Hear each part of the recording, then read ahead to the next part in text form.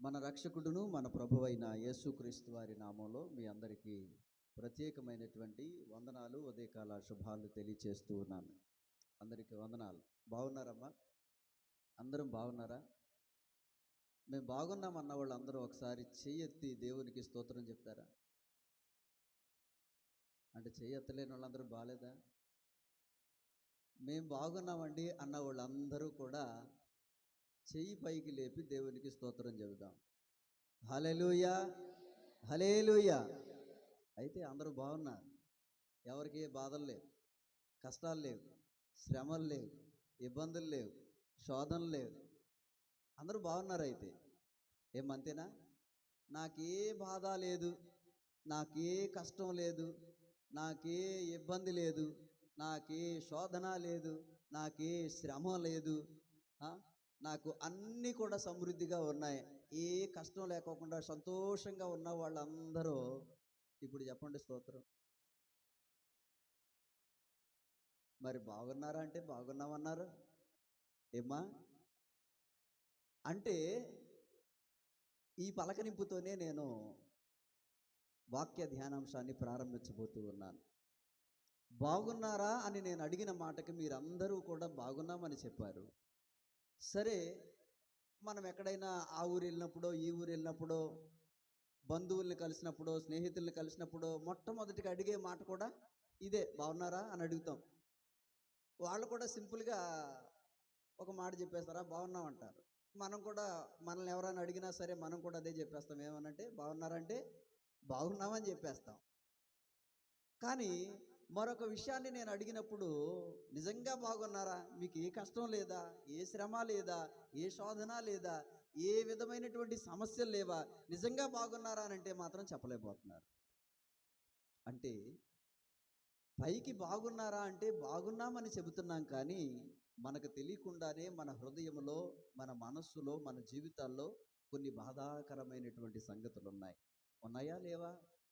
ఇక్కడున్న ప్రతి వారిని బాగున్నారంటే బాగున్నా అని చెప్పారు, కానీ ప్రతి వారి మనసు తట్టి, హృదయాన్ని తట్టి, నిజంగా నువ్వు బాగున్నావా, నిజంగా నువ్వు సంతోషంగా ఉన్నావా, నిజంగా హ్యాపీగా ఉన్నావా అని అడిగితే ప్రతి వారి జీవితంలో విషాదకరమైనటువంటి సంఘటనలు ఎన్నో ఉంటాయా లేవా?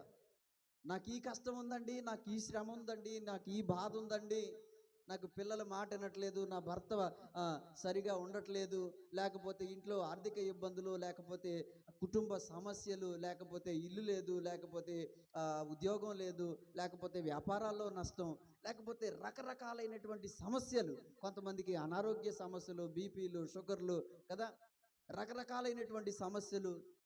కొంతమందికి ఏమో మోకాళ్ళ నొప్పులు. ఇలాగా రకరకాలైనటువంటి బాధలు, శ్రమలు, ఇబ్బందులు, శోధనలు ఎన్నో ఉంటాయి.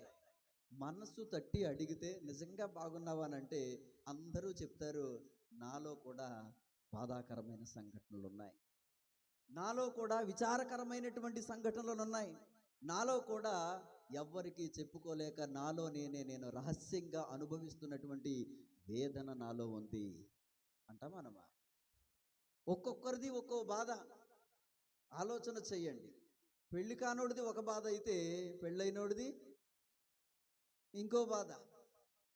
యవనస్తుడిది ఒక బాధ అయితే పండు ముసలవాడిది ఇంకో బాధ. మీరు గమనించండి. ఉద్యోగాలు లేక ఉద్యోగం కోసం బాధపడేటువంటి వాళ్ళు ఉంటే, ఉద్యోగంలో స్థిరపడిన తర్వాత ఉద్యోగంలో అలసట ఎక్కువైపోయి, ఒత్తిడి ఎక్కువైపోయి చేయలేక ఉద్యోగం ఉన్నా బాధపడుతున్నటువంటి వాళ్ళు ఉన్నారు. ఇలా చెప్పుకుంటూ వెళితే అనేకమైనటువంటి సమస్యలు ప్రతి వారి జీవితంలో ఎక్కడో ఒక చోట ఏదో మూల అనుభవిస్తూనే ఉన్నారు. నిజంగా ప్రతి వారి హృదయాలలో భరించలేని భారమైనటువంటి ఎన్నో హృదయాంతరంగపు లోతుల్లో ఉన్నటువంటి ఎన్నో బాధాకరమైన సంఘటనలు ఉన్నాయా లేవా? ఉన్నాయా లేవా? అందరికీ ఉన్నాయి. అయితే ప్రియమైన దేవుని బిడ్డలారా, ఈరోజు నీవు అనుభవిస్తున్నటువంటి శ్రమను, ఈరోజు నువ్వు అనుభవిస్తున్నటువంటి కష్టాన్ని, ఈరోజు నువ్వు ఏ విధమైనటువంటి కష్టమును ఎదుర్కొంటున్నావో, ఏ శ్రమ అనుభవిస్తున్నావో, ఏ బాధను అనుభవిస్తున్నావో, ఆ బాధలన్నీ ఎందుకు వస్తున్నాయి? ఎందుకు ఈ శ్రమలు, ఎందుకు ఈ కష్టాలు అని మనం పరిశుద్ధ గ్రంథాన్ని అడిగితే, పరిశుద్ధ గ్రంథములో ప్రతి మనిషి బాధను అనుభవించడానికి ముఖ్యంగా 3 కారణాలు బైబిల్ చెప్తా ఉంది. హల్లెలూయా, హల్లెలూయా.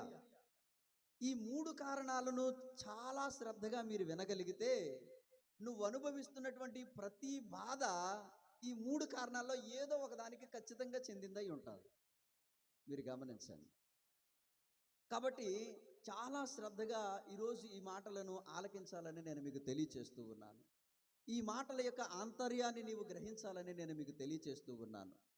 మనస్సు పెట్టి హృదయపూర్వకంగా దేవుని వాక్యాన్ని శ్రద్ధగా వింటే గనక, ఈరోజు నువ్వు అనుభవిస్తున్నటువంటి ప్రతి కష్టం, దేనివల్ల నువ్వు ఈ కష్టంలో ఉండిపోయావో, దేనివల్ల ఈ బాధలో ఈ శ్రమలో ఉంటున్నావో ఖచ్చితంగా నీకు అర్థమవుతుంది. మీరు గమనించండి. ఇప్పుడు ఒక నిండు కొండకి ఎక్కడో ఒక చోట చిన్న రంధ్రం పడింది. కొత్తగా కొండ కొనుక్కు తెచ్చుకున్నాం, ఏదో ఒక మూల చిన్న రంధ్రం పడింది, నీళ్ళన్నీ కారిపోతూ ఉన్నాయి. ఎన్ని నీళ్లు పోసినా మళ్ళీ సాయంత్రానికి కొండంతా ఖాళీ అయిపోతూ ఉంది. ఇప్పుడు నువ్వేం చేస్తావు? జ్ఞానం కలిగిన వాళ్ళు, తెలివైన వాళ్ళు ఏం చేస్తారు? ఏం చేస్తారమ్మా? నీళ్ళన్నీ వెళ్ళిపోతున్నాయి, ఆ కొండకి ఎక్కడైతే రంధ్రం ఉందో దాన్ని పూడ్చేసి చక్కగా నీళ్లు నిల్వ చేసుకుంటారా, లేకపోతే కొండ పగలు కొట్టేస్తారా? మూర్ఖులైతే, అవివేకులైతే, తెలియదొక్క వాళ్ళు అయితే ఏం చేస్తారంటే, ఇందులో అసలు గ్లాసు నీళ్లు కూడా ఉండట్లేదు, మాయదారి కొండ, ఈ కొండ ఎందుకు, దేనికి పనికిరాదని కొండ పగలు కొడతారు, కొత్త కొండని. అవునా? కానీ తెలివి కలిగిన వాళ్ళు, జ్ఞానం కలిగిన వాళ్ళు ఏం చేస్తారంటే, అసలు సమస్య ఎక్కడుందో కనిపెడతారు. అవునా కాదా? సమస్య ఎక్కడుందో కనిపెడతారో, దేనివల్ల దీనిలో నిలవ నీళ్లు ఉండట్లేదో కనిపెడతారో, దానికి పరిష్కార మార్గాన్ని కూడా వెతికి పరిష్కారం చేసుకుని దాన్ని ఉపయోగించుకుంటారు జ్ఞానం కలిగిన వాళ్ళు అయితే. అంతేనా? ఈరోజు నువ్వు అనుభవిస్తున్నటువంటి శ్రమ, ఈరోజు నువ్వు అనుభవిస్తున్నటువంటి కష్టం, నువ్వు ఎదుర్కొంటున్నటువంటి ప్రతి సమస్య కారణం ఏంటో తెలుసుకుంటే పరిష్కార మార్గం కూడా పరిశుద్ధ గ్రంథం చక్కగా తెలియచేస్తూ ఉంది. హల్లెలూయా. కారణాన్ని తెలుసుకుని పరిష్కారాన్ని వెతికితే దేవుడు ఏదో ఒక మార్గాన్ని దేవుడు తప్పనిసరిగా మనకు చూపిస్తాడు. అంతేగాని నా జీవితం ఇంతే, నా బతుకింతే, నేను ఇంతే అనేటువంటి ఆలోచనతోటి అదే బాధలతో, అదే శ్రమలతో ఉండిపోతే అది మూర్ఖుడి యొక్క లక్షణం అవుతుంది. కాబట్టి ఈరోజు మనం అనుభవించేటువంటి ప్రతి కష్టానికి మూలం అనేది ఒకటి ఉంటుంది. ఈ మూలాన్ని వెతకగలిగితే గనక ఆ కష్టం యొక్క పరిష్కారం కూడా దేవుడే చూపిస్తాడు. హల్లెలూయా. పరిశుద్ధ గ్రంథములో నుంచి ఈరోజు మానవుడు ఎదుర్కొంటున్నటువంటి ప్రతి శ్రమ వెనకాల ఉన్నటువంటి కష్టానికి కారణం ఏంటో పరిశుద్ధ గ్రంథములో నుంచి ఒక 3 కారణాలు నేను మీకు తెలియచేసే ప్రయత్నం చేస్తూ ఉన్నాను. మొట్టమొదటిగా 3 విన్న తర్వాతే డిసైడ్ అయి ఉండే, ఏదో ఒకటి వినేసి అబ్బో ఇదేనేమో అనేటువంటి ఆలోచనతో వచ్చేకి. అందరికీ ఒకే శ్రమ కాదు. సేవకుడి కష్టం వేరు, విశ్వాసి కష్టం వేరు. అర్థమవుతుందా? అన్యజనుడి కష్టం వేరు, లోకస్తుడు ఉన్నటువంటి వారి కష్టం వేరు. అందరికీ ఒకే రకమైన శ్రమలు కాదు, అందరికీ ఒకే రకమైన బాధలు కాదు. ఎవరి కష్టం వాళ్ళది, ఎవరి బాధ వాళ్ళదే. కానీ ప్రతి దాని వెనకాల ఒక కారణం అనేది ఉంటుంది. ఈ కారణాన్ని వెతకగలిగితే, ఆ మూలం మనం కనుగొనగలిగితే గనక ఖచ్చితంగా పరిష్కారం అనేది దొరుకుతుందనే విషయాన్ని నేను మీకు జ్ఞాపకం చేస్తూ ఒక 3 కారణాలు ఈరోజు మీతో పంచుకునేటువంటి ప్రయత్నం చేస్తూ ఉన్నాను. మొట్టమొదటిగా మనం జ్ఞాపకం చేసుకుంటే, మొట్టమొదటి కారణాన్ని జ్ఞాపకం చేసుకుంటే ఆదికాండ గ్రంథము 3వ అధ్యాయము 17వ వచనాన్ని చదువుదాం. ఆదికాండ గ్రంథము 3వ అధ్యాయము 17వ వచనం.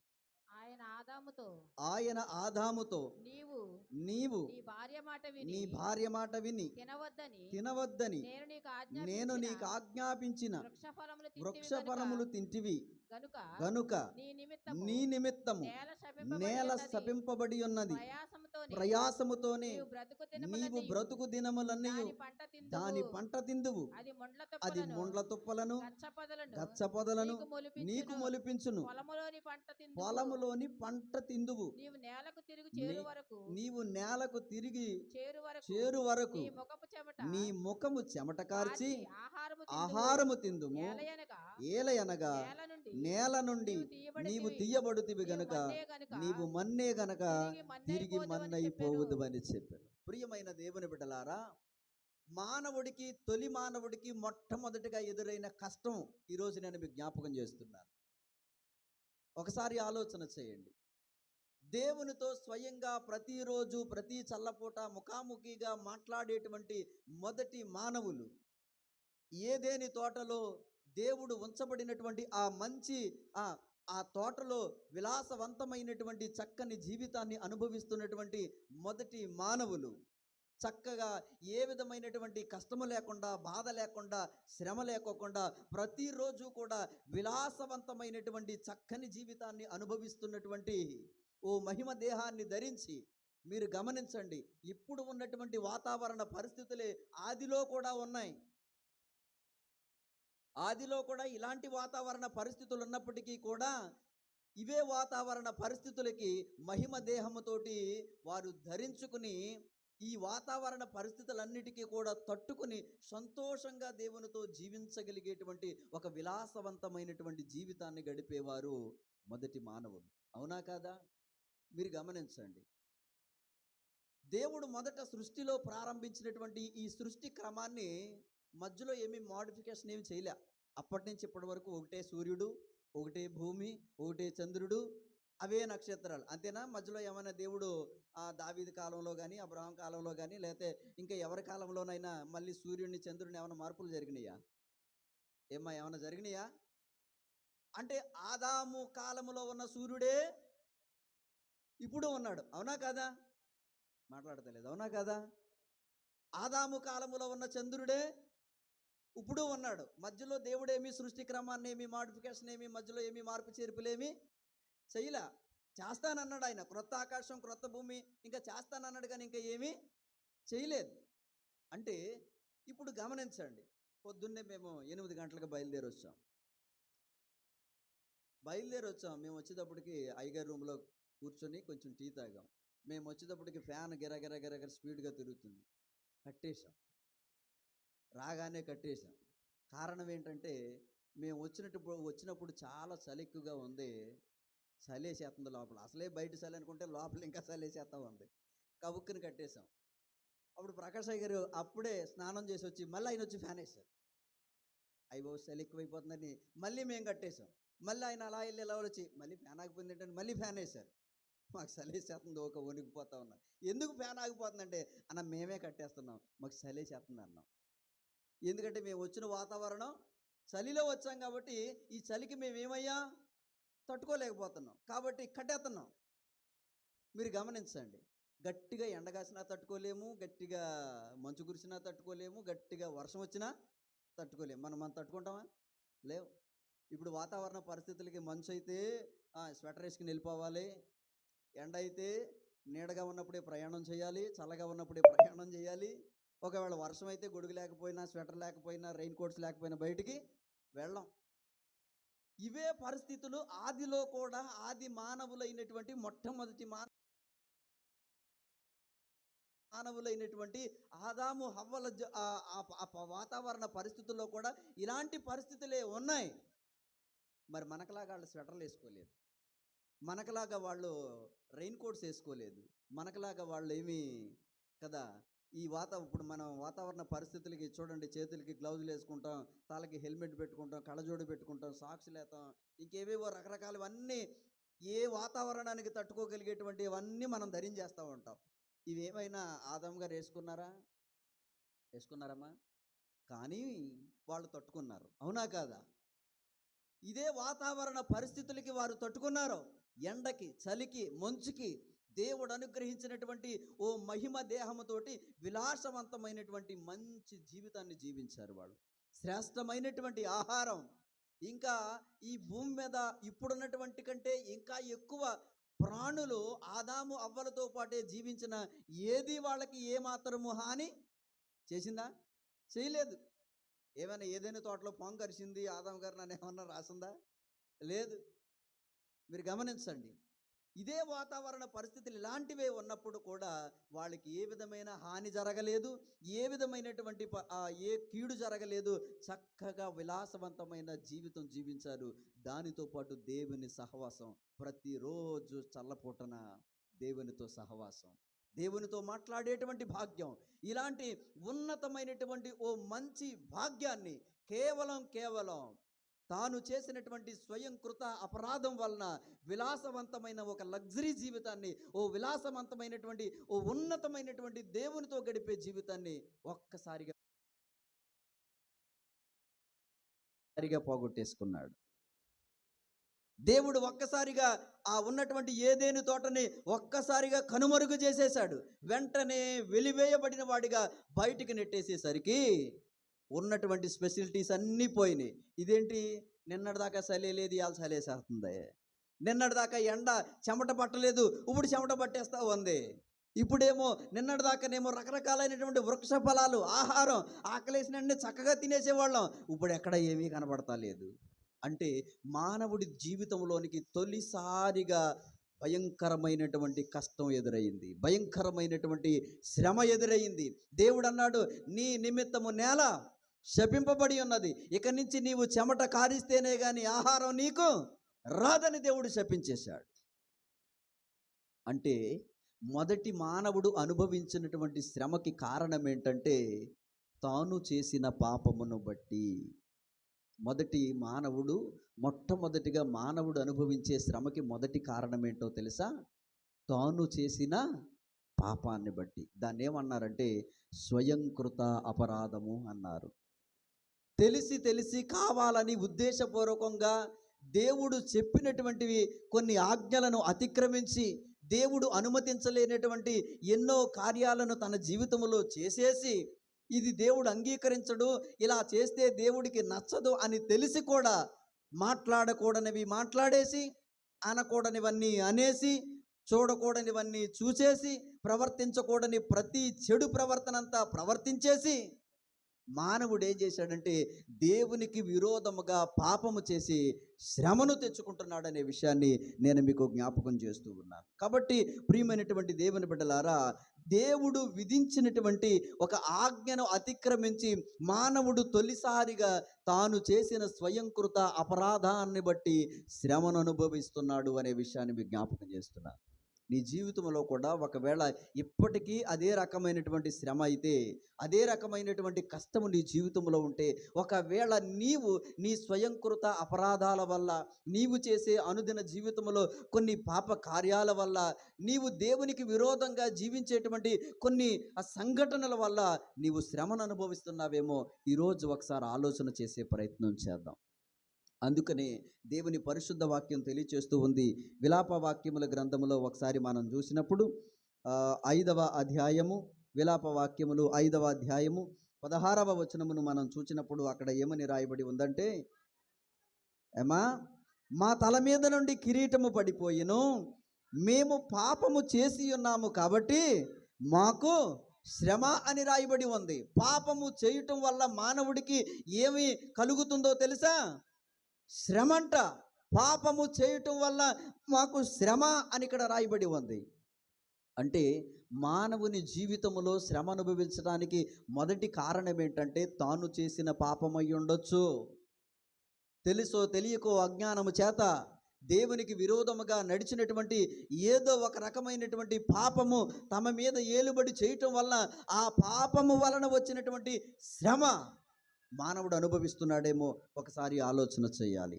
ఇంకా మనము ముందుకు వెళితే కీర్తనల గ్రంథంలో 38వ కీర్తన 3వ వచనాన్ని కూడా మనం చదవగలిగితే, 38వ కీర్తన 3వ వచనాన్ని మనం చదివితే, నీ కోపాగ్ని వలన ఆరోగ్యము నా శరీరమును విడిచిపోయెను, నా పాపమును బట్టి నా ఎముకల్లో స్వస్థత లేదు. అనారోగ్యం అనేటువంటి శ్రమ అనుభవించడానికి కూడా ఇంకో కారణం రాయబడి ఉంది, పాపమును బట్టి అని రాయబడి ఉంది. అందుకనే పాపము వలన వచ్చే జీతం ఏంటంట? మరణము అని చెప్పబడింది. ఒకసారి ఆలోచన చేద్దాం. ప్రియ దేవుని బిడ్డలారా, చాలామంది తమ జీవితాలలో ఎవ్వరికీ తెలియకుండా రహస్యంగా జరిగించేటువంటి కొన్ని పాప కార్యాల వల్ల, అందరి ఎదుట పరిశుద్ధంగా నీతిగా కనబడేటువంటి కొందరు ఎవరికి తెలియకుండా రహస్యంగా జరిగించేటువంటి అంతరంగంలో ఉన్నటువంటి కొన్ని పాపముల వల్ల వారి జీవితంలో దేవుని ఆశీర్వాదాన్ని పోగొట్టుకునటమే కాకుండా వారు చేసిన పాపం వలన శ్రమను అనుభవించుచున్నారు కొంతమంది. కాబట్టి పాపమును బట్టి ఎముకలలో ఏమి లేదంట, స్వస్థత లేదు అని చెప్పబడింది. రాజుల మొదటి గ్రంథము 8వ అధ్యాయము 35వ వచనాన్ని కూడా చదవగలిగితే ఒకసారి చదువు. మరియు వారు నీకు విరోధముగా పాపము చేసినందున ఆకాశము ముయ్యబడి వర్షము లేకపోగా నీవు వారిని ఇలాగున శ్రమ పెట్టుట వలన వారు నీ నామమును ఒప్పుకొని తమ పాపములను విడిచి ఈ స్థలము తట్టు తిరిగి ప్రార్థన చేసిన ఎడల నీవు ఆకాశమందు విని నీ దాసులైన నీ జనులు చేసిన పాపమును క్షమించి వారు నడవవలసిన సన్మార్గమును వారికి చూపించి నీ జనులకు నీవు శ్వాసముగా ఇచ్చిన భూమి మీద వర్షము కురిపించుము. ఇక్కడ మనం గమనించగలిగితే, నీకు విరోధముగా పాపము చేసినందున ఆకాశము మూయబడి వర్షము లేక నీవు వారిని ఇలాగూ. చూసారా, మానవుడు అనుభవించేటువంటి కరువుకి కారణం కూడా ఇక్కడ చెప్పబడింది. ఒకటి ఏంటంటో తెలుసా? శ్రమ. మానవుడు చేసినటువంటి పాపం వలన కరువు వస్తుందంట, ఆకాశం మూయబడుతుందంట. ఈరోజు మన కుటుంబాల్లో, మన జీవితాల్లో మనం అనుభవించేటువంటి కరువుకి ఒకవేళ పాపమే కారణమైతే, నేను మొదట్లోనే జ్ఞాపకం చేశాను, ఒకసారి ఆలోచన చేయండి. సమస్యలు, వేదనలు, బాధలు, కష్టాలు ప్రతి వారి జీవితంలో ఉంటాయి. ఎవరి జీవితంలో ఏ బాధ లేదు అనేటువంటి వాడెవడు ఉండడు. కోటీశ్వరుడు మొదలుకొని కడుబీద వారి వరకు వారి వారి స్థాయిలో కష్టాలు, బాధలు, శ్రమలు ప్రతి వారికి ఉంటాయి. కానీ మనం తెలుసుకోవలసినటువంటి విషయం ఏంటో తెలుసా? జ్ఞానవంతులైతే, బుద్ధి కలిగిన వారైతే, దేవుని నెరిగినటువంటి వారైతే వాళ్ళు ఏం చేస్తారంటే, ఆ సమస్యకు ఎక్కడ ప్రారంభమవుతుందో, ఆ సమస్య దేని వలన వస్తుందో, ఆ శ్రమను అనుభవించడానికి కారణం ఏంటో తెలుసుకుని, ఆ మూలాన్ని తెలుసుకుని దాన్ని పరిష్కరించుకునేటువంటి ప్రయత్నం చేస్తారు జ్ఞానవంతులైతే. హల్లెలూయా, హల్లెలూయా. మీరు గమనించండి ప్రియమైన దేవుని బిడ్డలారా, ఒక చేలో అన్నీ కూడా చక్కగా చేలో నారు నాటినప్పుడు అంతా బాగానే ఉంటుంది. మధ్యలో కొంతకాలానికి ఒక నెల గడిచేసరికి మనం నాటినటువంటి నారు కంటే ఏపుగా కొన్ని కలుపు మొక్కలు అనేవి పెరిగిపోతూ ఉంటాయి. ఏ రైతైనా కలుపు మొక్కలు నాటుతాడా? నాటడు. కానీ కలుపు మొక్కలు పెరిగిపోతూ ఉంటాయి. ఇప్పుడు గమనించండి, ఇప్పుడు చేలో పెరిగినటువంటి ఆ కలుపు మొక్కలని తీసేసుకుంటారా, లేకపోతే చేనంతా పాడు చేసుకుంటారా? ఏం చేస్తారు చెప్పండి? అంతేనా? లేకపోతే చేనంతా తెచ్చి దీనంతా కలుపు మొక్కలు ఉన్నాయి, ఎందుకు నాకు ఈ చేను వద్దని మొత్తం తొక్కిచ్చేస్తాడా? ఎవరు చేయరు కదా అలాగా. మన జీవితాల్లో కూడా కొన్ని సమస్యలు, శ్రమలు వస్తూ ఉంటాయి చూడండి. దాని పరిష్కారం ఏంటో తెలుసుకోవాలి. అసలు ఈ గొడవకి కారణం ఏంటి, ఈ శ్రమకి కారణం ఏంటి, ఈ కష్టానికి కారణం ఏంటి, ఈ బాధకి కారణం ఏంటి అని మూలాన్ని వెతికేటువంటి ప్రయత్నం జ్ఞానం కలిగిన వారైతే చేస్తారు. ఇక్కడ మనం గమనించగలిగితే, మానవుడు అనుభవించేటువంటి శ్రమకి ఒక కారణాన్ని మనం వెతకగలిగితే, ఆదాము అనుభవించినటువంటి శ్రమకి కారణాన్ని మనం వెతికితే, అతని స్వయంకృత అపరాధమే అతని శ్రమకి కారణమయ్యిందనే సంగతి మనకు అర్థమయ్యింది. ఇక్కడ మనం గమనిస్తే, కొందరు అనారోగ్యము చేత బాధపడటానికి కారణం వారి ఎముకలలో స్వస్థత లేకపోవటానికి కారణం కొందరి పాపమే కారణమైందని చెప్పబడింది. ఇంకా కొందరు కరువుతో ఉండటానికి గల కారణము ఆకాశము మూయబడి అట్టి రీతిగా దేవుడు శ్రమ పెట్టడానికి వారి పాపమే కారణమైందని ఇక్కడ మనం జ్ఞాపకం చేసుకుంటూ ఉన్నాం. అయితే ఆలోచన చేస్తే ప్రియమైనటువంటి దేవుని బిడ్డలారా, ఇచ్చి వారిని పాతాళము పట్టుకుంటుంది అని చెప్పబడింది. యోబు గ్రంథము ఒకసారి చూడండి, 24వ అధ్యాయము 19వ వచనం. యోబు గ్రంథము 24వ అధ్యాయము 19వ వచనం. అనావృష్టి చేతను ఉష్ణము చేతను మంచు నీళ్లు ఎగసిపోయినట్లు పాతాళము పాపము చేసిన వారిని పట్టుకొనును అని రాయబడి ఉంది. ప్రియమైన దేవుని బిడ్డలారా, ఇలాగున పాపము చేసే వారందరికీ భయంకరమైనటువంటి శ్రమలు ఉన్నాయి, కష్టాలు ఉన్నాయి, వేదనలు ఉన్నాయి. ఈరోజు నేను మీకు జ్ఞాపకం చేస్తున్నాను, నిన్ను నీవే పరిశీలన చేసుకుంటూ, ఒకవేళ మనం అనుభవించేటువంటి శ్రమకి మన పాపము ఏదైనా కారణం ఉందేమో, అంతవరకు బాగానే ఉన్నాం, విశ్వాసంగా ఉన్నాం, నమ్మకంగా ఉన్నాం, ప్రార్థనకు వస్తున్నాం. కానీ తెలియకోకుండా మనలో జరిగించేటువంటి ఒక రహస్య పాపం ఏదైనా ఉందేమో మనం ఆలోచన కలిగి ఉండాలి. టెస్ట్ చేసుకోవాలి, పరీక్షించుకోవాలి, దేవుని ఎదుట సరిచూసుకోవాలి. నీకు నువ్వు అనుభవించే శ్రమకి కారణమేంటో నువ్వు తెలుసుకోకపోతే గనక నువ్వు అదే శ్రమలో ఉండిపోవలసి వస్తుంది. తద్వారా ఏర్పడే నష్టం ఏంటంటే దేవుని ఆశీర్వాదాన్ని పోగొట్టుకుంటాం. కాబట్టి మానవుడు అనుభవించేటువంటి శ్రమలో మొదటి కారణం తన పాపమే కారణమై ఉండొచ్చు అనే విషయాన్ని మీకు జ్ఞాపకం చేస్తూ ఉన్నాను. ఇక రెండవ కారణాన్ని మీకు జ్ఞాపకం చేస్తూ ఉన్నాను. ఒకసారి మనం ఆలోచన చేద్దాం. రెండవ కారణం, మానవుడు శ్రమను అనుభవించడానికి రెండవ కారణాన్ని కూడా మీకు జ్ఞాపకం చేస్తున్నాను. నేను చెప్పే 3 కారణాలు మీరు శ్రద్ధగా వింటే గనక ఈ 3 కారణాల్లో ఏదో ఒక దానికి తప్పనిసరిగా మనం చెందిన వాళ్ళం అయి ఉంటాం. ఒకసారి మనం చూస్తే రాజుల 2వ గ్రంథము 5వ అధ్యాయము 27వ వచనం చదవండి. కాబట్టి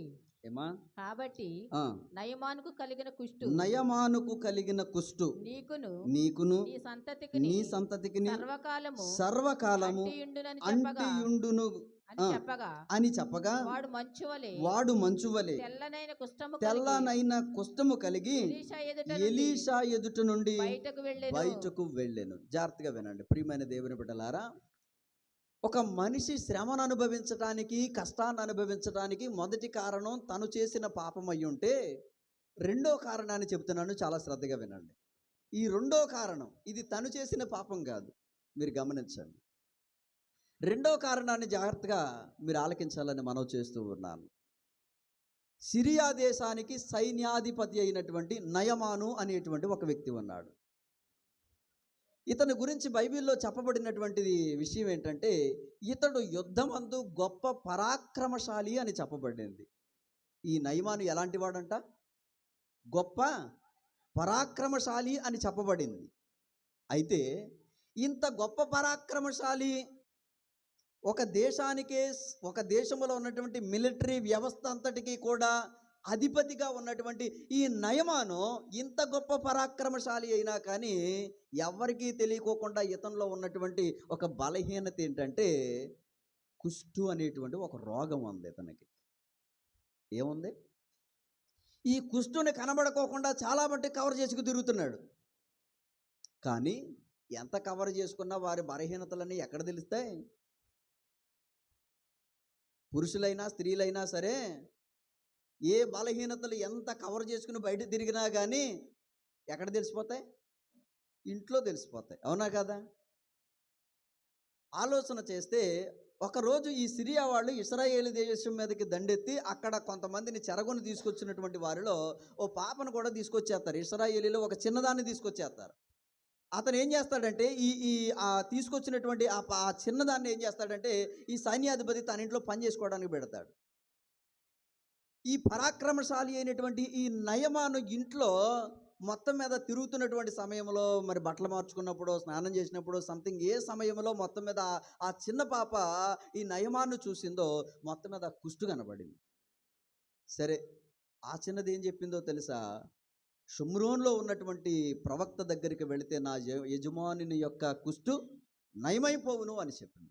సరే, బాగానే ఉంది కదా అని, ఈ ఆలోచన ఏదో బాగానే ఉంది కదా అని వెంటనే షుమ్రోన్లో ఉన్నటువంటి ఎలీషా దగ్గరికి బయలుదేరి వెళ్తాడు ఈ నయమాను. ఈ స్టోరీ అంతా మీకు బాగా తెలుసా? తెలిసిన వాళ్ళు ఒకసారి దేవుని స్తోత్రం చెబుతాం. హల్లెలూయా.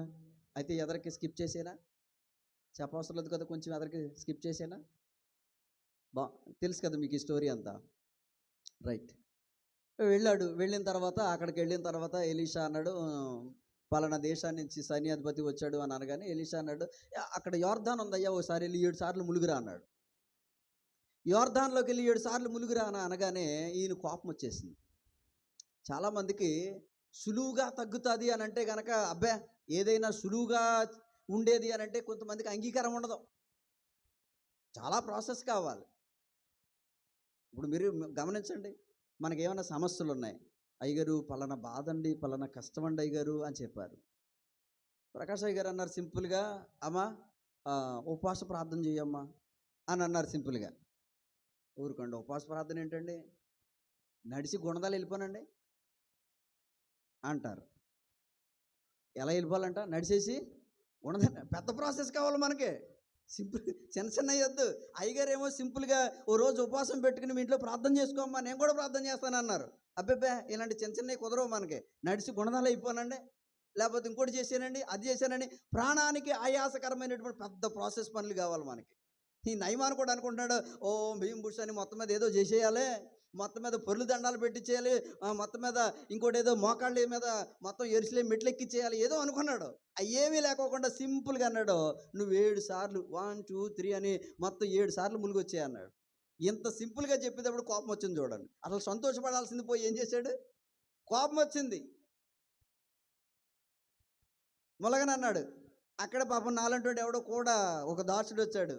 సార్ ఏంటి సార్ మీరు అలాగ అంటున్నారు? ఇంతకన్నా పెద్ద పని ఏదో చెప్పి మొత్తం మీద ఇవన్నీ పొర్లు దండాలు పెట్టిరమ్మని చెప్పి మొత్తం మీద ఈ ఈ ప్రాంతం అంతా కూడా ఈ సొమ్మురోనంతా మోకాళ్ళ మీద నడమంటే నడవా? నీ రోగం కోసం అంత పెద్ద పెద్ద పనులు ఏమీ చెప్పలేదు కదయ్యా, సింపుల్గా స్నానం చేయమన్నాడు. ఏమైంది, వెళ్ళి రావచ్చు కదంటే సర్లే అని నెమ్మదించి వెళ్ళి 7 మార్లు ములుగు వచ్చేసరికి చక్కగా పసిపిల్లవాని దేహం వలె స్వస్థత వచ్చింది. వెంటనే సంతోషపడిపోయాడు, చాలా సంతోషపడిపోయాడు. ఏం చేశాడంటే తను తీసుకొచ్చినటువంటి వెలగల వస్త్రాలు, వెండి బంగారాన్ని ఇవ్వటానికి ఒక బహుమతిని సిద్ధం చేసి ప్రవక్తకి ఇవ్వబోయాడు. ప్రవక్త అన్నాడు, నాకేం వద్దయ్యా ఇవన్నీ కూడా. మళ్ళీ రేపు పొద్దున్న ఊరికనే చేసాడండి ప్రార్థన, నా దగ్గర బోళ్ళు కానుక తీసుకున్నాడు అని అంటారు.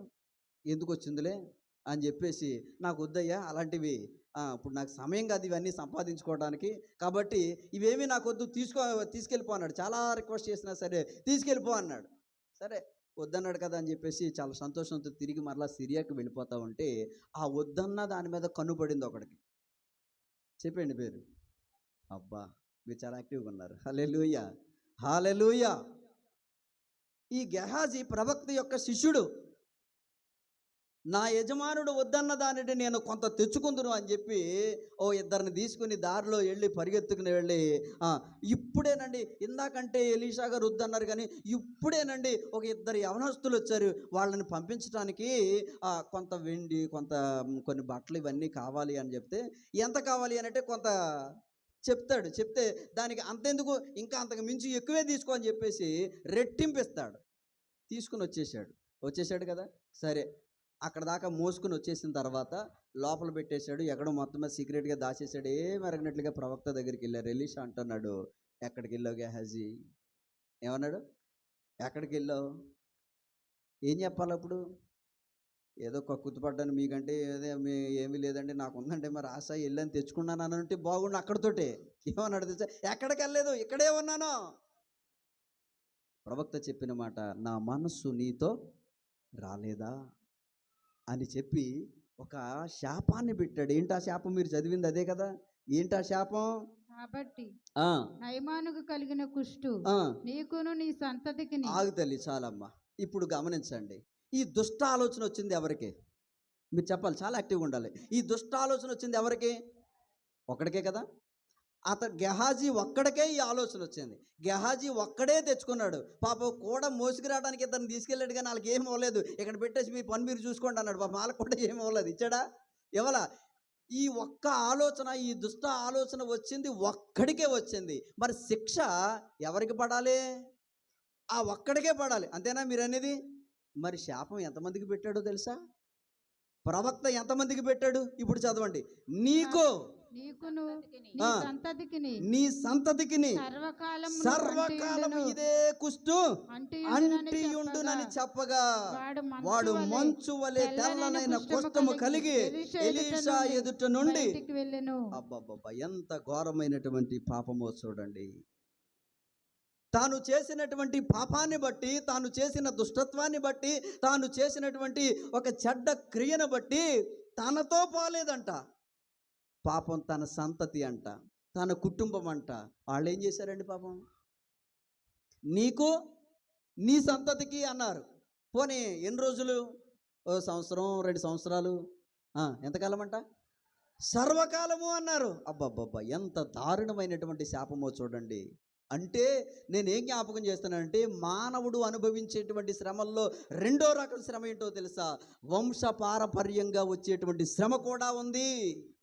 మీకు తెలుసా, రెండూ కొనసాగుతాయి. బైబిల్ గ్రంథంలో మీరు చదివినప్పుడు ఆశీర్వాదం ఎలాగైతే కొనసాగుతుందో, అబ్రహామునితో దేవుడు చెప్పాడు, నీకు నీ సంతతికి కూడా నేను సర్వకాలము కూడా ఆశీర్వదిస్తాను, ఇసుక రేణువలే నీ సంతతిని విస్తరింపజేస్తానని. సర్వకాలము అబ్రహాము యొక్క ఆశీర్వాదం కొనసాగుతూ ఉంది ఎప్పటి వరకు కూడా.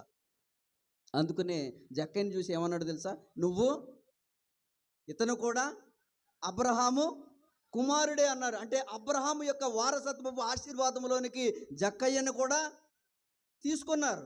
ఇప్పుడు ఆశీర్వాదం ఎలాగైతే తరతరాలు కొనసాగుతుందో, శాపం కూడా కొనసాగేటువంటి అవకాశం ఉంది, శ్రమ కూడా కొనసాగేటువంటి అవకాశం ఉంది. దానికి బెస్ట్ ఎగ్జాంపుల్ ఏంటో తెలుసా, గెహాజీ జీవితమే.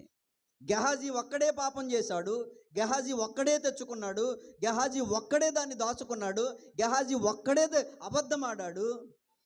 కానీ శాపం ఎంతమందికి వచ్చింది?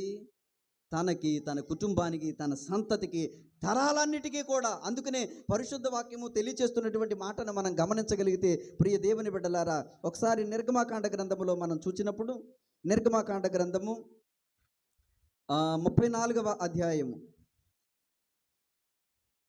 నిర్గమాకాండ గ్రంథము 34వ అధ్యాయము 7వ వచనాన్ని చదువు తల్లి ఒకసారి. ఆయన 1000 మందికి ఆయన 1000 మందికి కృప చూపుచు దోషమును అపరాధమును పాపమును క్షమించును గాని ఆయన ఏమాత్రమును దోషులను నిర్దోషులుగా ఎంచక 3-4 తరముల వరకు తండ్రుల దోషమును కుమారుల మీదకిని కుమారుల కుమారుల మీదకిని రప్పించునని. అబ్బబ్బబ్బ, దోషం ఎలా కొనసాగుతుందంట? ఎన్ని తరాలంటమ్మా? అబ్బా, మళ్ళీ చదవండి. 3-4 తరముల వరకు తండ్రుల దోషమును కుమారుల మీదకి, కుమారుల కుమారుల మీదకి. ఎన్ని తరాలంట? 3-4 తరాలంట. తరం అంటే ఏంటో తెలుసా? తరం అంటే 20 సంవత్సరాలు. 4 తరాలంటే 4 అంటే 4th జనరేషన్స్. 4th జనరేషన్ అంటే 4-20. ఎంతంటే ఆడి జీవితం అయిపోయింది అక్కడికి. అవునా కదా? అంటే జీవిత కాలం అంతా వాళ్ళ పిల్లలు, వాళ్ళ పిల్లల పిల్లలు, 4 తరాల వరకు కూడా ఆ శాపం కొనసాగిపోతూ ఉందంట. ఈరోజు మనం అనుభవించేటువంటి శ్రమ ఒకవేళ వంశపారంపర్యంగా మనకంటే పూర్వీకులు, మన తరములలో ఎవరైనా మన పూర్వీకులు భయంకరమైనటువంటి విరోధమైనటువంటి జీవితం జీవిస్తే, దేవునికి వ్యతిరేకంగా భయంకరమైనటువంటి జీవితాన్ని జీవిస్తే, ఆ శాపం కొనసాగి అది కూడా శ్రమగా కొనసాగేటువంటి అవకాశం ఉంది అనేటువంటి విషయాన్ని మీకు జ్ఞాపకం చేస్తూ ఉన్నాను. కాబట్టి ఈ తరములోనైనా మన జీవితంలో నుంచి ఆ శ్రమ నీ దగ్గరే స్టాప్ అయిపోవాలంటే నువ్వేం చేయాలో తెలుసా? ఇకనైనా సరే నా పూర్వీకులు చేసిన దోషమును కొనసాగించక, ప్రభువా దీన్ని ఎక్కడితో నిలిపివేయమని గట్టి ప్రార్థన చేస్తే మనం కనికరించబడతాం. హల్లెలూయా. ఒకవేళ ఈరోజు నీ జీవితంలో నువ్వు చేసేటువంటి ఈ దుష్టత్వం ఏదైతే ఉందో, ఎవ్వరు చెప్పినా వినకుండా, ఎంతమంది చెప్పినా మారకోకుండా, ఇలాంటి దుర్మార్గతనే కలిగి, అదే పాప జీవితాన్ని కలిగి నేను ఎంత దుష్టత్వంగా జీవిస్తాననేటువంటి కఠిన హృదయాలుగా కొంతమంది ఉంటా ఉన్నారు. వారి వలన వచ్చేటువంటి నష్టం ఏంటంటే, అది వారితోనే పోలేదు. వారి దుర్మార్గము, వారి దుష్టత్వము వారితోనే పోక ఎలా వచ్చిందో తెలుసా? వారి వంశము కూడా ఆ శ్రమను అనుభవిస్తున్నారు. అవునా లేదా? అవునా కదా? అంటే గెహాజీ చేసినటువంటి పాపము తన కుటుంబానికి సర్వకాలము అదే శాపాన్ని దేవుడు కొనసాగింపజేసేశాడు. కొందరు అనుభవిస్తున్నటువంటి శ్రమకు కారణం ఒకవేళ పూర్వీకులు చేసిన పాపమైనా కూడా అయి ఉండొచ్చు. మన పూర్వీకులు, మన తండ్రులు ఎవరైనా సరే మరింత దుర్మార్గంగా జీవించిన ఆ శ్రమను కూడా మనం అనుభవించేటువంటి అవకాశం ఉంది అని అనటానికి ఇదిగో మంచి ఉదాహరణగా దేవుడు చెప్తున్నాడు. తండ్రుల దోషాన్ని నేను కుమారుల మీదకి 3-4 తరాల వరకు కూడా నేను రప్పిస్తాను అని దేవుడు చెప్పాడు. ఒక వ్యక్తి యొక్క మంచి జీవితాన్ని బట్టి ఆశీర్వాదం ఎలా కొనసాగుతుందో, నువ్వు నీతిగా, భక్తిగా, విశ్వాసంగా జీవిస్తే నీ పిల్లల పిల్లల పిల్లల తరములు దీవించబడతారు. లేదు నీవు దేవునికి వ్యతిరేకంగా దుష్టత్వముతో, దుర్మార్గంతో భయంకరంగా జీవిస్తే ఆ శాపం కూడా పిల్లల పిల్లల తరాలు కొనసాగిస్తూ ఉన్నాడు. రెండు సమానంగా పనిచేసాడు చూడండి. ఆశీర్వాదము కొనసాగుతుంది, శాపము కొనసాగుతూ ఉంది. అందుకని ప్రభు చెబుతున్నారు, మిమ్మల్ని ఆశీర్వాదానికి వారసులు అవటానికి నేను మిమ్మల్ని పిలిచాను అని చెప్తా ఉన్నాడు ఆయన. ప్రియమైన దేవుని బిడ్డలారా, మానవుడు అనుభవిస్తున్నటువంటి శ్రమకి రెండవ కారణం ఒకవేళ వంశపారపర్యంగా వచ్చేటువంటి శ్రమేమో. ఒకవేళ నీ జీవితంలో నీ పూర్వీకుల కుటుంబాల నుంచి కూడా ఏ ఆశీర్వాదానికి నోచుకోకుండా అదే శ్రమను అనుభవిస్తున్నావంటే నీ పూర్వీకులలో కానీ నీవు కానీ ఎవరైనా సరే దేవునికి వ్యతిరేకంగా నడుచుకుంటున్నారేమో.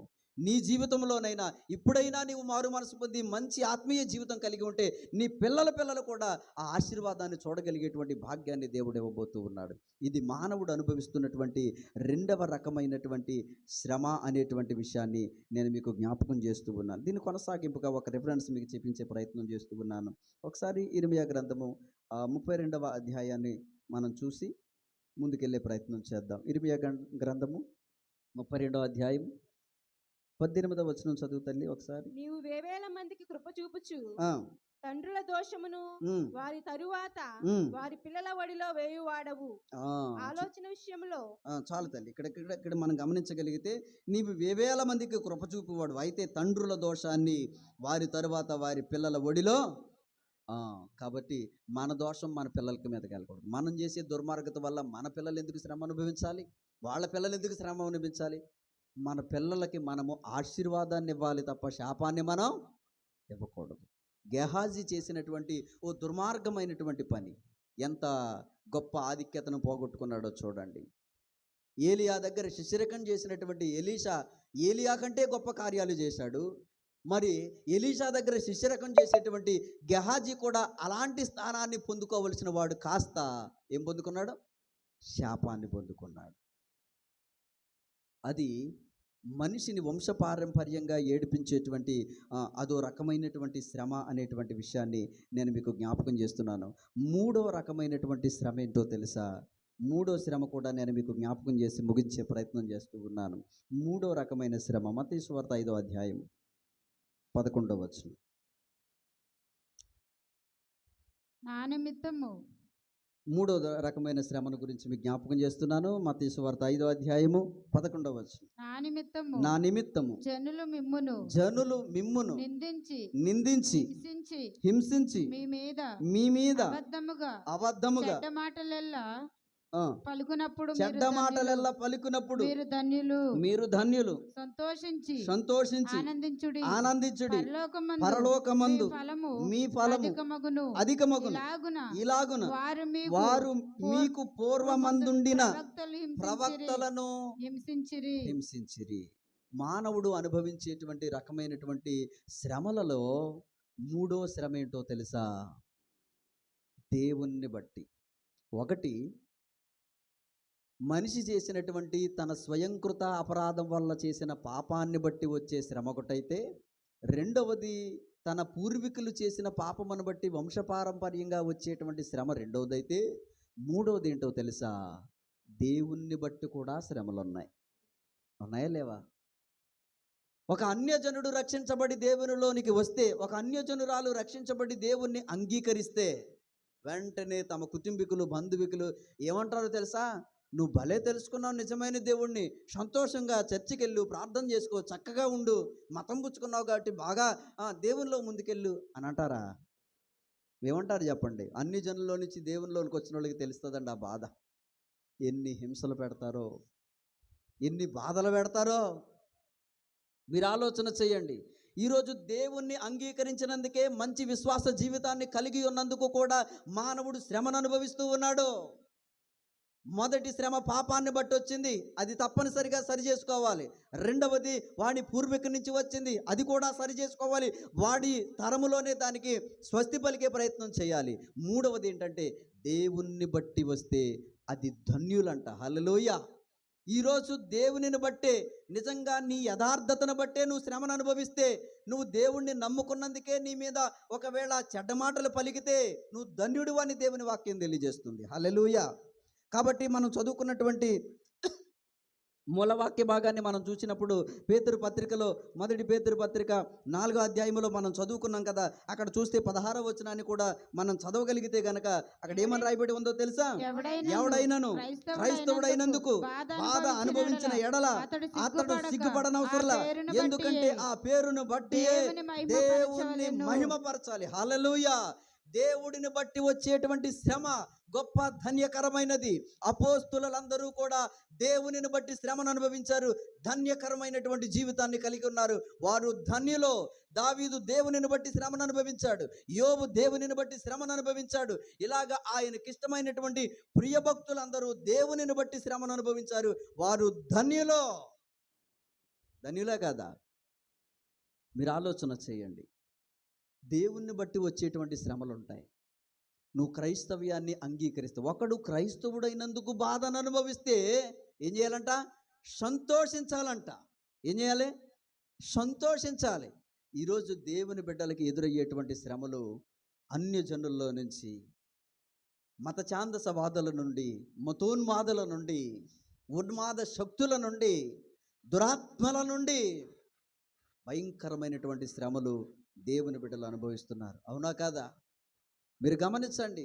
ప్రపంచవ్యాప్తంగా లెక్కలు గడితే కనుక ఈరోజు ఎక్కువ శ్రమను అనుభవిస్తున్నటువంటి వారు రిలీజియన్స్లో ఎవరైనా ఉన్నారు అని అంటే క్రిస్టియానిటీ మాత్రమే ఎక్కువ శ్రమను లోకాన్ని బట్టి అనుభవిస్తుందని తెలుస్తూ ఉంది.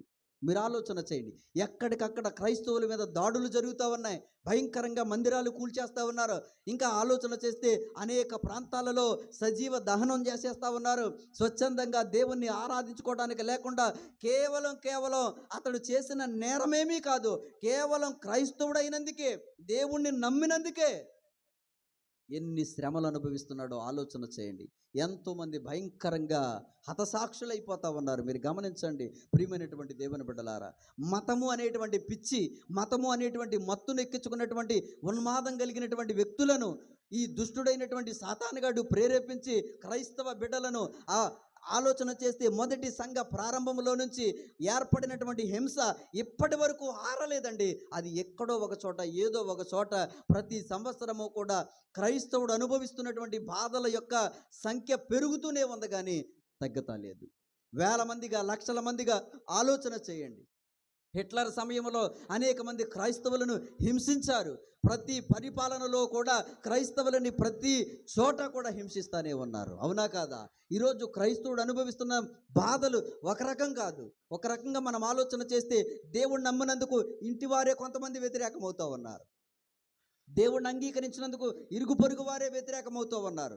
మంచి యథార్థమైన జీవితం జీవిస్తున్నందుకు, మంచి సాక్ష్యాన్ని కలిగి ఉన్నందుకు, మంచి సేవా జీవితం కలిగి ఉన్నందుకు చుట్టుపక్కల వారే వ్యతిరేకమైపోయి రకరకాలైనటువంటి మాటలు, రకరకాలైనటువంటి ప్రయత్నాలు, సాక్ష్యాన్ని చెరపడానికి ఎన్నో రకాలైనటువంటి శ్రమలు పెడతా ఉన్నారు. ఈరోజు నువ్వు అనుభవించేటువంటి శ్రమ దేవునిని బట్టి క్రైస్తవుడు అయినందుకే, దేవుణ్ణి నమ్మినందుకే నీకు శ్రమ వస్తే నువ్వు ధన్యుడవో. ఇక్కడ రాయబడిన మాట ఒక్కసారి మనం పైకి వచ్చి మనం చదవగలిగితే 12వ వచనం చదువుతాలి. పేతురు పత్రిక 4:12. ప్రియులారా, మిమ్మును శోధించడానికి మీకు కలుగుచున్న అగ్ని వంటి మహాశ్రమను గురించి మీకు ఏదో ఒక వింత సంభవించినట్లు ఆశ్చర్యపడకుడి. క్రీస్తు మహిమ బయలుపరచబడినప్పుడు మీరు మహానందముతో సంతోషించు నిమిత్తము క్రీస్తు శ్రమలలో మీరు పాలువారై ఉన్నంతగా సంతోషించాలి. ఈరోజు ఆలోచన చేయండి. నిజంగా మనం దేవుణ్ణి బట్టి ఒకవేళ శ్రమను అనుభవిస్తే, దేవుణ్ణి నమ్ముకున్న వారి మీదకి దుష్టుడు రకరకాలైనటువంటి ప్రయత్నాలు చేస్తాడు. ఒకవేళ ఇంట్లో భార్య దేవుణ్ణి నమ్ముకుంటే భర్తనే శత్రువుగా మార్చేస్తాడు సాతానుగాడు. భర్త దేవుణ్ణి నమ్ముకుంటే భార్యనే శత్రువుగా మార్చేయగలడు సాతానుగాడు. ఆలోచన చేయండి. ఒకవేళ భార్యాభర్తలు ఇద్దరూ కూడా దేవుణ్ణి నమ్ముకున్నారనుకో, పిల్లలే శత్రువులుగా మారతారు తల్లిదండ్రులకి. అవునా కాదా? మీరు గమనించండి, ఎక్కడో లేరండి మన విరోధులు, మన చుట్టూ ఉండి మనల్ని రకరకాలైనటువంటి హింసలకి గురి చేస్తూ, మందిరాలకు వెళ్లకుండా, ప్రార్థన చేసుకోకోకుండా, దేవుణ్ణి ఆరాధించుకోకుండా, రకరకాలైనటువంటి శ్రమలో ఆలోచన చేయండి. ప్రియమైన దేవుని బిడ్డలారా, ఈరోజు నీవు అనుభవించే శ్రమ ఒకవేళ నీ పాపాన్ని బట్టో, లేక నీ పూర్వీకుల యొక్క పాపాన్ని బట్టో, లేక నిజంగా దేవుణ్ణి నమ్ముకున్నందుకు నువ్వు అనుభవిస్తున్నావో ఒక్కసారి తెలుసుకో. నీ పాపాన్ని బట్టి అయితే నీ పాపాన్ని విడిచి పశ్చాత్తాపపడాలి. నీ పూర్వీకుల పాపాన్ని బట్టి అయితే దోష నివారణ కొరకై దేవుని దగ్గర వేడుకోవాలి. ఒకవేళ క్రైస్తవుడు అయినందుకైతే నువ్వు సంతోషించాలి, ఆనందించాలి. దేవుని బట్టి అనుభవించేటువంటి శ్రమ సంతోషం కలగాలి. హల్లెలూయా. కాబట్టి ప్రియమైన దేవుని బిడ్డలారా, ఈరోజు శ్రమలు ఎందుకు వస్తున్నాయో నేను 3 కారణాలు జ్ఞాపకం చేశాను. ఆ 3 కారణాల్లో ఏదో ఒక కారణానికి ఖచ్చితంగా మనం చెందిన వారం అయి ఉంటాం. నిజంగా ఒకవేళ దేవుణ్ణి నమ్ముకున్నందుకే శ్రమను అనుభవిస్తే మీరు ఆలోచన చేయండి, నువ్వు ధన్యుడవు, దానిని బట్టి నీవు సంతోషించాలంట. కీర్తనల గ్రంథము 32వ కీర్తన 7వ వచనాన్ని మనం చదవగలిగితే ఏమని రాయబడి ఉందో తెలుసా? నా దాగుచోటు నీవే, అమ్మా, నా నా దాగుచోటు నీవే, శ్రమలో నుండి నీవు నన్ను రక్షించదవు, విమోచన గానములతో నీవు నన్ను ఆవరించదు అన్నారు. నా దాగుచోటు నీవే, శ్రమలో నుండి నీవు నన్ను రక్షించదవు. ప్రియమైన దేవుని బిడ్డలారా, మనం శ్రమలో ఉన్నామని ఆ శ్రమను బట్టి ఏడవటం కాదు, ఆ ఏడుపులో దేవుని దగ్గర ఏడిస్తే గనక ఆ శ్రమను దేవుడు చూచి ఆయన ఏం చేస్తాడంట? విడిపించి రక్షిస్తాడు అని చెప్పబడింది. కాబట్టి ఒకవేళ దేవుణ్ణి బట్టి శ్రమను అనుభవిస్తే వారికి కలిగేటువంటి లాభాన్ని గురించి కూడా బైబిల్ గ్రంథంలో చెప్పబడిన ఒక మాట మీకు జ్ఞాపకం చేస్తున్నాను. మత్తయి సువార్త 19వ అధ్యాయము 29వ వచనాన్ని కూడా మనం చూస్తే, ఒకవేళ దేవునిని బట్టి క్రీస్తుని నమ్మినందుకే, దేవుణ్ణి అంగీకరించినందుకే లోకములో అన్యజనుల నుండి కానీ, మత ఛాందసవాదుల నుండి, మత ఉన్మాదుల నుండి, లోకములో నుంచి, సాతానుగడి నుండి, దురాత్మల నుండి నీకు శ్రమ వస్తే ఆ శ్రమ వలన నీకు కలిగే ప్రయోజనాన్ని దేవుడు తెలియచేస్తూ ఉన్నాడు. చదువు తల్లి 29వ నా నామము నిమిత్తం అన్నదమ్ములనైనా, అక్క చెల్లెలనైనా, తండ్రినైనా, తల్లినైనా, పిల్లలనైనా, భూములనైనా, ఇండ్లనైనను విడిచిపెట్టిన ప్రతివాడు 100 రెట్లు పొందును, ఇదియుగాక నిత్య జీవం. ఒకవేళ దేవునిని బట్టి నీకు శ్రమ ఎదురైతే, కేవలం దేవుణ్ణి నమ్ముకున్నందుకే ఈ దుష్టుడు, దుర్మార్గుడు రకరకాలైనటువంటి అనేకులను ప్రేరేపించి నీకు శ్రమ కలుగజేస్తే, నీ కుటుంబాల్లో కలహాలు పెడితే, నీకు వ్యాపారాల్లో నష్టం కలగజేస్తే, ఉద్యోగాల్లో నష్టాన్ని కలగజేస్తే, నీ ఆదాయ మార్గాలన్నిటినీ మూసేస్తే, నువ్వు దేవుణ్ణి నమ్ముకున్నందుకే నువ్వు నష్టపోయిన ప్రతిదానికి ఎంతంట? అబ్బా, 1కి 100, 1కి 100 రెట్లంట. ఆలోచన చేయండి, 100 రెట్లంట. అందులో ఏమేం పోగొట్టుకున్న దేవుడు ఎంత చక్కగా మెన్షన్ చేశాడో చూడండి. అక్కడ అన్నదమ్ములనైనాను, అక్క చెల్లెలనైనాను, తండ్రినైనా, తల్లినైనా, పిల్లలైనా, భూములైనా, ఇళ్ళైనా, అబ్బా ఏం పోగొట్టుకున్నా సరే దేవుణ్ణి నమ్ముకున్నందుకే నేను ఇది నష్టపోయాను అని అనుకుంటే కనుక 100 రెట్లు ఉంది. ఇహమందు అన్నారు. ఇహమంటే ఎక్కడమ్మా? ఇక్కడే. ఇహమంటే ఎక్కడ? ఇహమంటే ఇక్కడే. పరమంటే పైన. ఇహమందు 100 రెట్లు ఉంది, పరమందు ఏముంది అక్కడ? చదివారు కదా, నిత్య జీవం. హల్లెలూయా. కాబట్టి ప్రియమైన దేవుని బిడ్డలారా, నేను కన్క్లూడ్ చేస్తూ ఉన్నాను. ఈరోజు మనవలే మన పూర్వీకులైనటువంటి పరిశుద్ధ గ్రంథములో ప్రియ భక్తులైనటువంటి వారు అనేక మంది అనేకమైనటువంటి శ్రమలు అనుభవించారు. దేవుని దగ్గర ఒక ఉన్నతమైనటువంటి పరీక్షలో నిలబడి దేవుని దగ్గర ఒక మెప్పును వారు పొందగలిగారు. ఈరోజు నీవు నేను కూడా అనుభవించేటువంటి శ్రమ దేనికి కారణమో నువ్వు తెలుసుకుని దాని పరిష్కారానికి వెతకగలిగితే గనక నువ్వు ధన్యుడవు, నీకు మేలు కలుగుతుంది. కాబట్టి 100 రెట్లు ఆశీర్వాదం ఉందనేటువంటి విషయాన్ని నువ్వు జ్ఞాపకం చేసుకో. ఈరోజు నువ్వు దేవుని నిమిత్తం ఏది పోగొట్టుకున్నా, ఏది నష్టపోయినా, అది కుటుంబ సభ్యులైనా, బంధువులైనా, కొన్నిసార్లు అన్ని జనులు అంటూ ఉంటారు, మేము మీ ఇంటికి రాము, మీ ఇంట్లో జరిగేటువంటి శుభకార్యాలకి మేము రాము, లేకపోతే మా శుభకార్యాలకి మిమ్మల్ని ఆహ్వానించమని అన్ని జనుల్లో చాలామంది ఏం చేస్తూ ఉన్నారో తెలుసా? ఎవరైనా దేవుని నమ్ముకుంటే వెలివేసినట్లుగా చూస్తూ ఉన్నారు. ఏం పర్వాలేదు, నువ్వు దేవుని మీద ఆధారపడి ఉంటే దానికంటే నువ్వు ఏ బంధువులను కోల్పోయావో అలాంటి ఆత్మీయ బంధువులను దేవుడు నీకు ఇస్తాడు. నువ్వే రక్త సంబంధికులను కోల్పోయావో ఆత్మీయ రక్త సంబంధికులను దేవుడు నీకు ఇస్తాడు. నువ్వు పిల్లల్ని కోల్పోతే ఆత్మీయ బిడలను దేవుడు నీకు ఇస్తాడు. భూమిలను కోల్పోతే, ఇండ్లను కోల్పోతే 100 రెట్లు దీవెన దేవుడు ఇస్తానని చెబుతున్నాడు. భూమి ఆకాశాలన్నా గతిస్తాయి కానీ ఆయన మాట గతిస్తుందా? ఇస్తానన్న దేవుడు ఇస్తాడా? ఇస్తాడా? కాబట్టి నువ్వు అనుభవించే శ్రమ వెనకాల 100 రెట్లు ఆశీర్వాదం ఉందనే సంగతిని నువ్వు జ్ఞాపకం చేసుకొనుచు ఓర్పుతో ఉంటే యోబుని జ్ఞాపకం చేసుకోమన్నారు. శ్రమలో ఎవరిని జ్ఞాపకం చేసుకోమన్నారు? మన వంటి స్వభావం కలిగినటువంటి నరుడు ఎవరో యోబుని జ్ఞాపకం చేసుకోమన్నారు. అపోస్తుడైన పౌలుని జ్ఞాపకం చేసుకోమన్నారు. ఇలాగన శ్రమలు అనుభవించినటువంటి భక్తులను జ్ఞాపకం చేసుకుంటే దాని తర్వాత శ్రమ ముగిసిన వెంటనే పొందే ఆశీర్వాదం ఉంది. హల్లెలూయా, ఆశీర్వాదం ఉంది. కాబట్టి చాలామంది ఆశీర్వాదాలు కోరుకుంటారు కానీ శ్రమలో వద్దంటారు. మాకు ఏ బాధ వద్దండి, ఏ కష్టం వద్దండి. దేవుళ్ళలోనికి వచ్చావా, ఖచ్చితంగా శ్రమలు ఉన్నాయి, కష్టాలు ఉన్నాయి.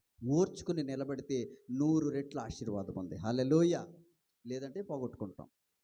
కాబట్టి ప్రియ దేవుని బిడ్డలారా, విన్నటువంటి ఈ ఆత్మీయ సత్యాన్ని నీవు గ్రహించి దీని వెనకాల ఉన్నటువంటి ఆంతర్యాన్ని నువ్వు అర్థం చేసుకుని ఈరోజు నీవు అనుభవిస్తున్నటువంటి శ్రమకు కారణం ఏంటో తెలుసుకుని దేవుని దగ్గర పరిష్కారాన్ని వెతుకోగలిగితే కనుక నీ కుటుంబంలో 100 రెట్లు ఆశీర్వాదాన్ని పొందుకుంటావనే విషయాన్ని నీకు తెలియచేస్తూ ఈ మాటలు ముగిస్తూ ఉన్నాను. దేవుడు ఈ మాటలు మన వినికిడిలో దీవించునుగాక.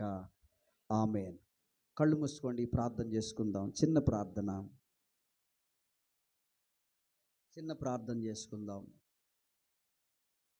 పరిశుద్ధుడు అయిన తండ్రి, దయగలిగిన ప్రభువా, మీకు వందనాలు. మా అనుదిన జీవితంలో మేమెన్నో శ్రమలు నాయనా.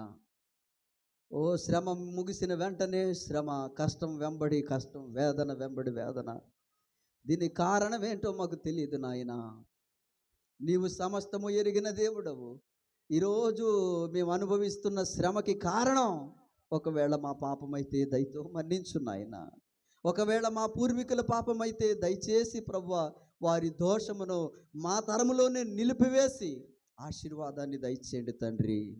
ఒకవేళ మేము మిమ్మల్ని నమ్ముకుంటాం వల్లే, అంగీకరించటం వల్లే ఈ లోకం మమ్మలను శ్రమల పాలుకి గురి చేస్తే మేము ధన్యులుగా సంతోషించు భాగ్యాన్ని మాకు దయచేయండి. 100 రెట్లు ఆశీర్వాదం మాకు దాగి ఉందని నిరీక్షణ మాకు అనుగ్రహించండి. విన్న వాక్యాన్ని దృష్టికెత్తిపోకుండా కాపాడి జరుగుతున్నటువంటి పరిచర్య అంతటిని దీవించి ఆశీర్వదించండి. అనే జ్ఞాన ప్రకాశాన్ని ఇంకను బలపరచండి. మీ నామములో ఆత్మల భారం కలిగి సంఘ శ్రేయస్సు కొరకు మరి ప్రభా ఇదిగో తండ్రి ప్రయాసపడుతూ ఉండగా ఎప్పటికప్పుడు కావలసినటువంటి ప్రతి ఈవులను అనుగ్రహించండి తండ్రి. మీకు వందనాలు. సంఘ సరిహద్దులను విశాలపరచండి. రాబోయే దినాల్లో ప్రభా పట్టజాలని విస్తారమైన జనాంగము చేత ప్రభా మందిరము నింపబడినట్లుగా ఆశీర్వదించండి తండ్రి. మీకు వందనాలు. ఫలభరితమైనటువంటి సేవ నాయన ఇదిగో తండ్రి, విశ్వాసం అనేటువంటి పునాది మీద కట్టబడిన సంఘముగా ఈ సంఘాన్ని ఉంచమని ప్రార్థన చేస్తున్నాను. అనేక మంచి ఆరోగ్యాన్ని, దీర్ఘాయుష్ను దయచేయండి. వదినమ్మను కూడా దీవించండి. ప్రతి శరీర బలహీనతలను దూరపరిచి ప్రభా ఇదిగో తండ్రి పరిచర్యలో ఏ విధమైన ఆటంకం లేకుండా ప్రభా ఇదిగో తండ్రి ముందుకు సాగడానికి వారి ఇరువురిని కూడా ఆశీర్వదించండి. కుమారుడిని, కుమార్తెను మీ నామంలో దీవించండి ప్రభా. అల్లుడి గారిని, మనవరాలను కూడా దీవించండి తండ్రి. మీ స్తోత్రాలు. ఆత్మీయ తల్లి అమ్మగారిని కూడా దీవించి ప్రభా ఇదిగోనైనా మంచి ఆరోగ్యాన్ని దయచేయమని ప్రార్థన చేస్తూ ఉన్నా. మీ నామంలో బలము, శక్తి, ఆరోగ్యాన్ని దయచేయమని ప్రార్థన చేస్తున్నాను. వచ్చినటువంటి ప్రతి వారిని నిండారుగా దీవించి ఆశీర్వదించి మీ కృపచేత బలపరచుమని యేసే పరిశుద్ధమైన నామంలో స్తుతించి ప్రార్థించి వేడుకుంటున్నాం తండ్రి. ఆమేన్. అందరికీ వందనాలు. Thank you. God bless.